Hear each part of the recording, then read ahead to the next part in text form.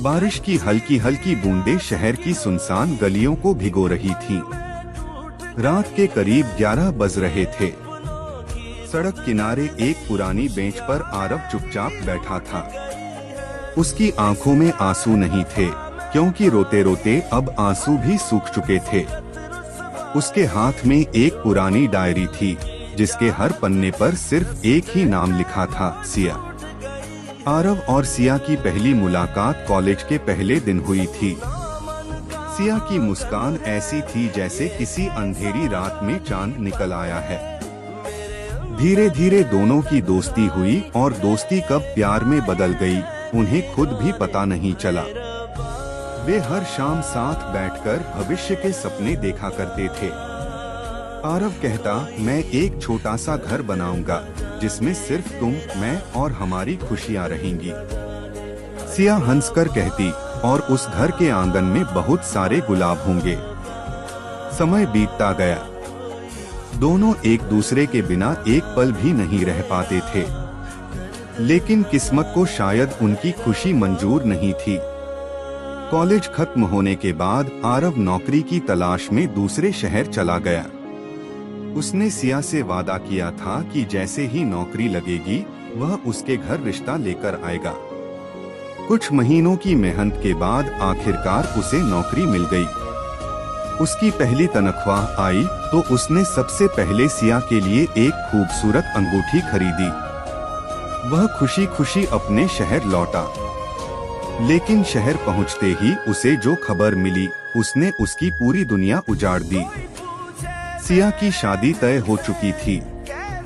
आरव का दिल जैसे धड़कना भूल गया। वह भागता हुआ सिया से मिलने पहुंचा। सिया उसे देखते ही रो पड़ी। मैंने बहुत कोशिश की आरव, लेकिन पापा की तबीयत बहुत खराब है। उन्होंने मेरी कसम देकर कहा कि मैं उनकी पसंद से शादी कर लूं। आरव ने कांपती आवाज में पूछा, क्या तुम खुश हो? सिया ने मुस्कुराने की कोशिश की, लेकिन उसकी आंखों से आंसू बह निकले। अगर खुशी का मतलब तुम्हारे साथ होना है तो नहीं। दोनों घंटों तक चुप बैठे रहे।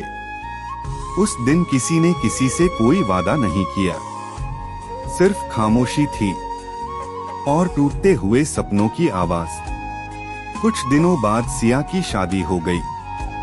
आरव दूर खड़ा सब देखता रहा। उसके हाथ में वही अंगूठी थी जिसे वह कभी सिया की उंगली में पहनाना चाहता था। उसने अंगूठी नदी में फेंक दी और चुपचाप वहां से चला गया। साल गुजरते गए। आरव ने कभी शादी नहीं की। वह अपने काम में डूब गया, लेकिन हर रात उसकी डायरी, अंगूठी फेंकी थी। उसने डायरी खोली। आखिरी पन्ने पर लिखा, अगर अगले जन्म में मुलाकात हो तो इस बार मुझे देर मत करना, मैं फिर से तुम्हारा इंतजार करूंगा। उसने डायरी बंद की और नदी में बहा दी। सालों बाद लोग कहते थे कि हर बरसात की रात उस पुरानी बेंच पर एक अकेला आदमी बैठा दिखाई देता है, जिसके हाथ में एक पुरानी डायरी होती है। कुछ लोग उसे वहम कहते थे, कुछ कहानी। लेकिन जो कभी सच्चा प्यार कर चुके थे, वे जानते थे कि कुछ मोहब्बतें खत्म नहीं होती, वे सिर्फ अधूरी रह जाती हैं। कहते हैं, अधूरी मोहब्बत का दर्द समय कम नहीं करता, बल्कि इंसान को उसके साथ जीना सिखा देता है।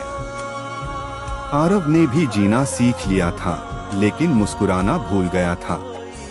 उसके कमरे की दीवार पर आज भी सिया की एक धुंधली तस्वीर लगी थी। तस्वीर के नीचे एक छोटा सा गुलाब रोज रखा जाता था। कोई नहीं जानता था कि वह गुलाब कौन रखता है, पर सच यह था कि हर सुबह आरव खुद फूल खरीद कर लाता और चुपचाप तस्वीर के सामने रख देता। एक शाम उसने अपनी पुरानी अलमारी खोली। उसमें सिया के लिखे हुए कुछ खत रखे थे। कागज पुराने हो चुके थे, लेकिन उन पर लिखे शब्द अब भी उतने ही ताजा थे। एक खत में लिखा था, अगर कभी हम साथ न रह पाए तो वादा करना कि तुम खुद से प्यार करना नहीं छोड़ोगे। आरव खत पढ़कर देर तक रोता रहा। उसे एहसास हुआ कि उसने सिया से किया हुआ यह वादा कभी निभाया ही नहीं।